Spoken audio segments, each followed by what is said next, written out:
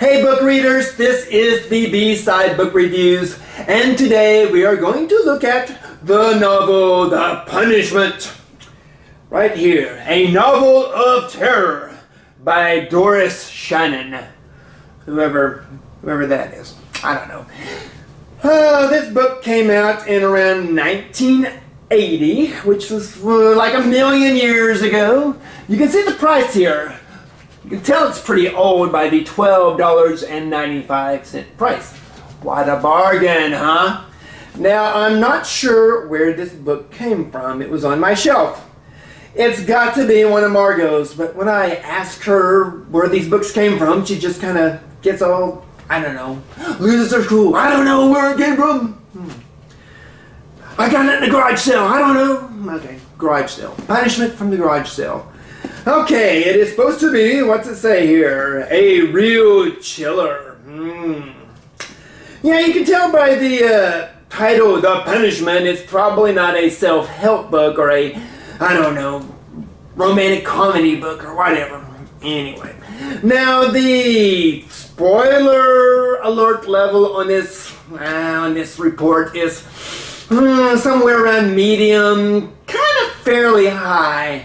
But let's face it, the book came out in 1980. If you haven't read it yet, you're probably not going to.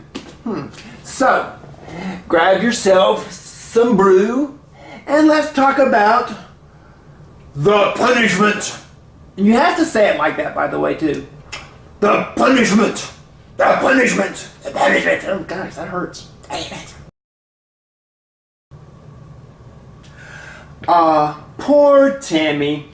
First her father dies, and then her mother marries Jim Quiller.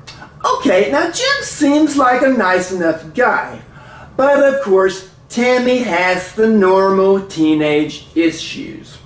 For starters, she lives in a mental facility. Then there's that little power she has where she can see inside people's minds, and she can relive the moments of the past just by being in the room where it all happened. No need to worry about all those details right now, for Tammy is off with her parents to spend a peaceful weekend with her new stepfather's family, the Quillers. Now they're all gonna meet on some island off the coast of Maine. What a nice setting. Enter Raymond Quiller, the patriarch of the family, and head nut job. Of course, we don't know the degree of Raymond's wackiness just yet.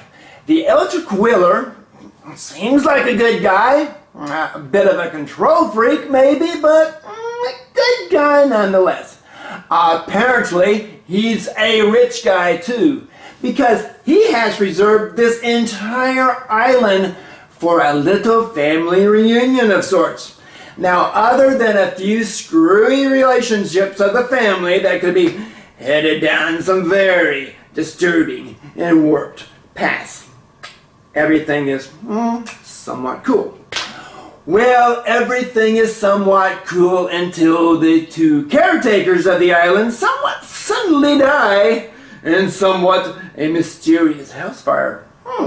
So, now it's just the Quillers on the island, and they seem to be cut off from the mainland. Yeah, that New England fog can be a real bitch sometimes. Now, to make matters even worse, Raymond, in his elder control freak nuttiness, has pissed off Rob. Who's Rob? Well, Rob is the emotionally disturbed, drug-dependent Vietnam War veteran who just happened to be the boatman who delivered them to the island. Yeah, don't ever tick off the boatman. And don't pay him till you get to the other side. Wait a minute, that's the ferryman, not the boatman. So now the Quiller clan is stranded, and their existence basically disappears into the thick fog. Oh, by the way, this setting is well before the days of the cell phone, so go ahead and rule that one right out. So, oh dear, What an unplanned tragedy! Or was it? Well, this island has a past, a rather grisly one that involves kids, murder, and revenge. Somehow or another, through all of these evil doings of the past, a baby was born who just happened to be the only one who escaped the island. Now this baby went on to be the ancestor of whom else but Raymond Quiller. Now Raymond has planned this entire family reunion as an opportunity to rid the world of the descendants of the people who killed his ancestors. But he doesn't just want to kill them. Oh no. He wants to add a little rape into the equation as well.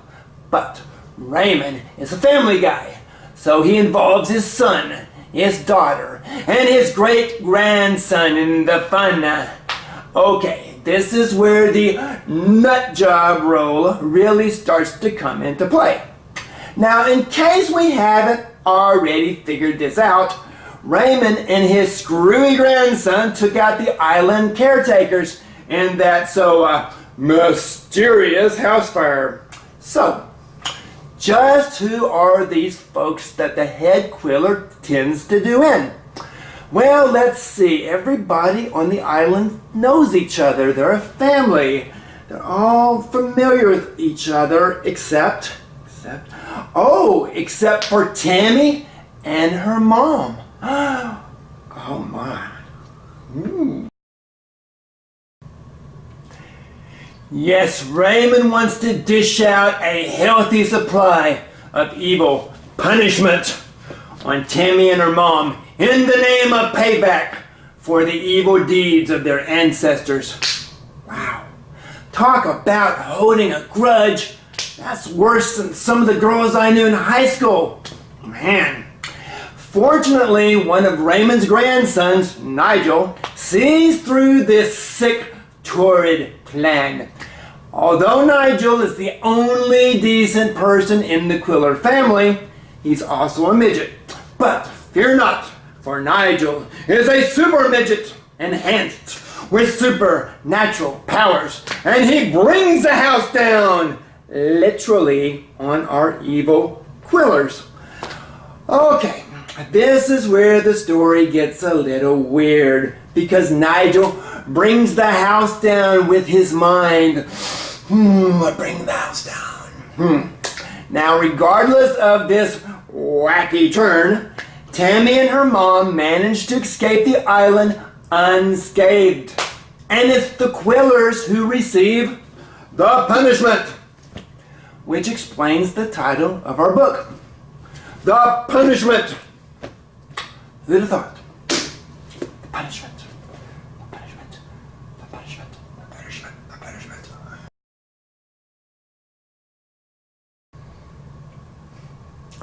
Actually, this was a really fun book to read.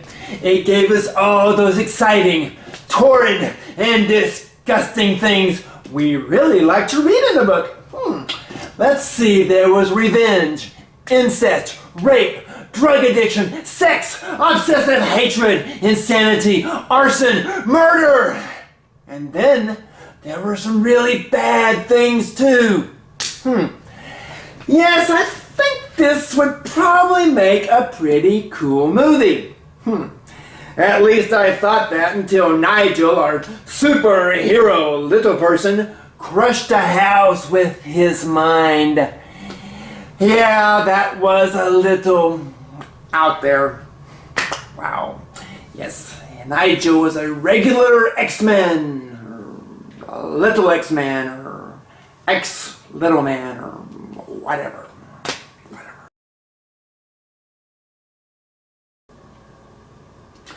There were some pretty awesome characters in our story once I got them all sorted out. Tammy was a bit of a moody chick, and she seemed to be a bit of a drag at times. However, our author seemed to be obsessed with describing how Tammy's clothing clung tightly to her body leaving a little of her womanly gifts a mystery. And that seemed to keep my interest in the young woman when the dialogue and the plot got a tad bit on the mundane side. My favorite character, of course, was the telekinetic midget Nigel. I couldn't but help imagining Peter Dinklage of the Game of Thrones fame every time Nigel was mentioned. Now I realize Mr. Dinklage is a dwarf and not a midget. So, we'll just use the term little people. However, our author here distinctly referred to Nigel as a midget when she wasn't describing the way Tammy's clothing gripped her curves like body paint. Okay, now this book was written, it came out in 1980, so I'm guessing it was written somewhere in the late 1970s. And back then, I'm guessing the midget dwarf titles weren't seen as so non-politically correct back then. So we'll cut her some slack. As for describing Tammy's clothing gripping to her curves, and Tammy being a teenager, having a little rough time with that one. Another one of my favorite characters was Thelma. Yeah, she was an interesting character. Let's see, she was some hefty chick that was, she was a distant cousin, or a daughter-in-law, or a sister-in-law, or something like that. Even though she might have been a little on the thick side, evidently her boobs were of such ample mass that all the guys in the story, including Grandfather Raymond, wanted to nail her. However, Raymond never got his chance because she offed herself before that could happen. Bummer, man, that happens sometimes. Then there was the boatman Rob, the Vietnam veteran who was fighting mental illness and struggling with a bit of a drug addiction. And somehow, through all of that, he became Tammy's hero. Well, maybe that was because he was one of the few people in the story that wasn't trying to kill Tammy. Yeah, that usually helps the relationship a little bit. Yeah. Everyone in the book with your basic nut job. But then again, who wants to read about normal people? Gee, that would be as boring as your average Facebook post. Yeah, boring people. Who remembers this? Oh, you must be ancient if you know what this is.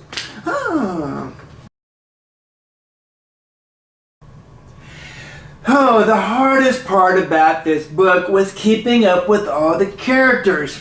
Now, there's a few pages in the beginning of the story that kind of explains, well, who everybody is.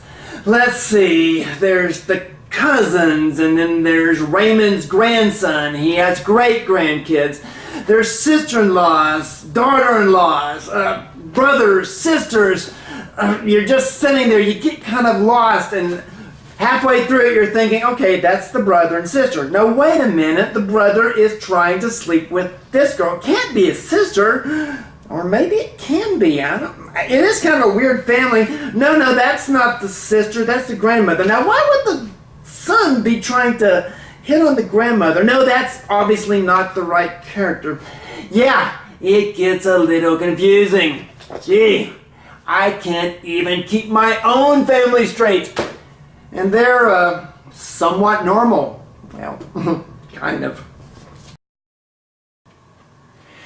Although this novel isn't that long, it seemed to take me forever to read it. Well, it's really not the book's fault. It's my fault. It's the season's fault. Because, well, I usually do all my reading at work, and I had to take off a few days to go to the Brian Setzer Christmas concert, and then I had to take off to go to the Trans-Siberian Orchestra Christmas concert. Oh yes, my seasonal rocking tends to interfere with my reading at times. Oh well, what can you do? We have our priorities.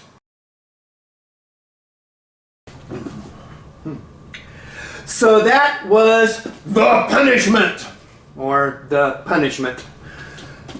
A real chiller. So do you feel chilled? I feel a little chilled. Maybe it's because the ceiling fan is running. Anyway, I looked on the internet to find out if there were any movies made with this book in mind. Now, there were a lot of movies made with the title The Punishment, or things regarding punishment. However, I don't think any of them came from our little book here. So that means you have to read it yourself. You can read this book. Read anything, I don't care. You can read a newspaper. I've got 3 newspapers to read. 3 newspapers.